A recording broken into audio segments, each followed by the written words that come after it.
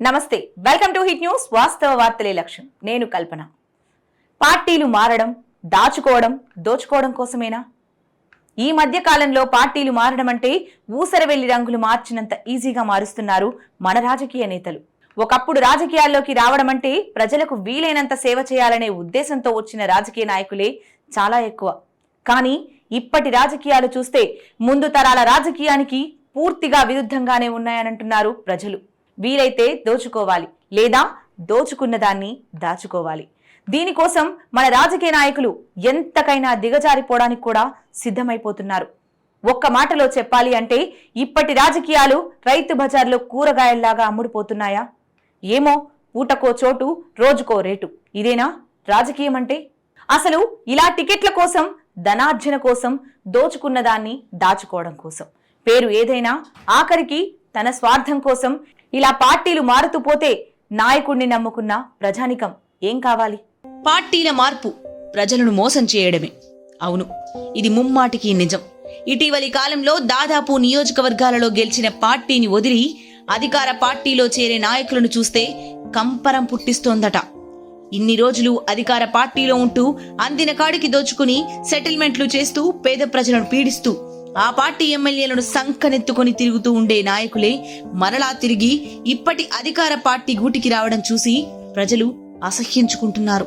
సామాన్య కార్యకర్తల నడ్డి విరిచి అర్హులైన ప్రజల గొంతు నొక్కి మిమ్మల్ని నమ్మి మీకు ఆ పార్టీ దళిత బంధు ఇస్తే మిగతా దళితులను దగా చేసి బీసీ బంధు మీ బంటులకే ఇచ్చి బహుజనులు అందరికీ అన్యాయం చేసి ముఖ్యమంత్రి సహాయ నిధి మీ బంధువులకే అందించి అర్హులకు గుండు గీసి కళ్యాణ లక్ష్మి, షాదీ ముబారక్లలో కమిషన్లు తీసుకుని వేల భూములను జులుం చేసి లాక్కొని కబ్జాలు చేసి పెద్ద మనిషి ముందుండి దోచుకోవడం కోసం భూముల రికార్డులన్నీ మార్చేసి పేద బ్రతుకులు మరింత దుర్భరం చేసి ప్రత్యర్థులపై దొంగ కేసులు పెట్టించి మీకు అడ్డు తొలగించుకొని ఇసుక టిప్పర్లు, పెద్ద సారు పేరు చెప్పుకొని అక్రమ రవాణా చేసి అడ్డొచ్చిన అధికారిని బెదిరింపులకు గురి చేసి నకిలీ వైద్యం చేసి నట్టేటా ముంచి దాని వెనుక నువ్వే ఉండి చైన్ లింక్ బిజినెస్లు చేసి ప్రజల డబ్బులన్నీ దోచుకుని నీ ఖజానా నింపుకొని మీకు బ్రతుకు ఇచ్చిన పార్టీని నిండా ముంచింది చాలదు అని, తిన్నది చాలదు అని, అవినీతి అక్రమాలు చేసింది చాలదని నీకు కొమ్ము కాసి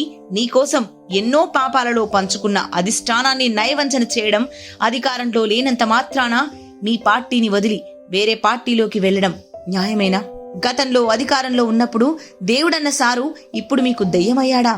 గుడి అన్న పార్టీ ఆఫీసు మీకిప్పుడు శిథిలంలా కనబడుతోందా అని అడిగే ప్రజలకు మీరేం సమాధానం చెప్తారు? అసలు నాయకుడు పోతే అంతా అతని వెంటే సైన్యం అన్నట్టు ఇంకొందరు చెంచాగాళ్లు ఉంటారు. ముఖ్యంగా రాజకీయాల్లో వాళ్ల రాజ్యమే నడుస్తోంది. నాయకులను నిత్యం పొగడ్తలతో ముంచెత్తుతారు. దాని చాటున వాళ్ల పనులన్నీ చక్కబెట్టుకుని అక్రమాలను సక్రమంగా చేసుకుని ప్రభుత్వ భూములను స్కీములలో స్కాములు చేసి మింగేస్తూ ఉంటారు ఈ కేటుగాళ్లు. చెంచాగాళ్లు సైతం బాగుపెట్టిన పార్టీని నిండా ముంచి అదే నాయకుడితో కలిసి పార్టీ వదిలిపోవడం అంటే వీళ్లకి చొక్కా గుండీలు పెట్టినంత సులువు. ఇప్పుడు తెలంగాణలో రాజకీయ పరిస్థితి చూసిన వారికి ఒకటి మాత్రం చాలా క్లారిటీగా అర్థమవుతూ వస్తోంది. బీఆర్ఎస్ లో 10 ఏళ్లు అధికార పార్టీ నేతలుగా ఉన్నవారు ఇక నుంచి కాంగ్రెస్ పార్టీ అంటే మళ్లీ అధికార పార్టీ అనే ట్యాగ్ ముఖ్యం మన నాయకుడి కట.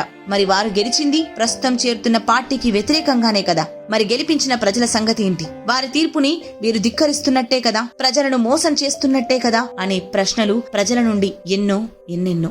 కానీ తప్పైతే లేదని అంటున్నారు మన నాయకులు. వారిప్పుడు వదిలి వచ్చిన పార్టీ అధిష్టానాలు కూడా అలాగే చేశాయట. మరి ఇలా పార్టీలు మారుతూ పోతే ఫిరాయింపుల నిరోధక చట్టం ఏం చేస్తోంది? ఏమీ చేయలేక పూర్తిగా ఫెయిల్ అయిందని అర్థం చేసుకోవచ్చా?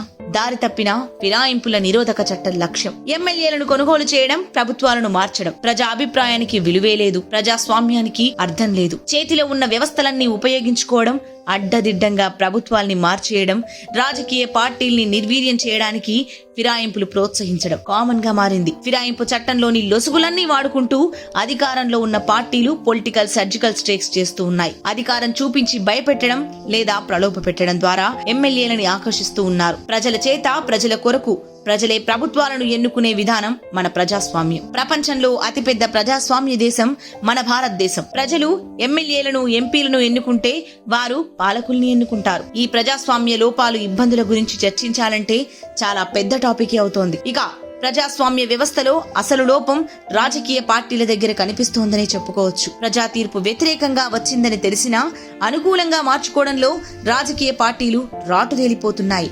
దీనికి వారికి ఒకే ఒక ఆయుధం అవసరమవుతోంది, అదే అధికారం. ఇందులో ఎక్కడా రాజ్యాంగ తిరస్కరణ, వ్యతిరేకం కూడా లేదు. కానీ నైతికతే అన్న ప్రశ్న వస్తోంది. రాజకీయాల్లో నైతికత అనే ప్రశ్నకు ఇప్పుడు తావే లేదు. నాయకులు అనేవాడు ప్రజలకు సేవ చేస్తూ ప్రజలకు అందుబాటులో ఉండాలి. కానీ వారి వారి అవసరాల కోసం పార్టీలు మారుతూ రాజకీయాన్ని దిగజార్చుతున్నారని ప్రజలు గుసగుసలాడుతూ ఉన్నారు. ఈ భజన జీవికి విలువలు, విశ్వాసము, నీతి, నిజాయితీ అనేది లేవు. అధికార దాహం, పదవి పలుకుబడి, ధనార్జన ఇవి లేకపోతే రాజకీయాలు చేయలేని పరిస్థితి ఈ జీవిది. చేర్చుకునే పార్టీలకు విలువలు, సిద్ధాంతాలు ఉంటాయని ఆలోచించి అడుగువేయండి.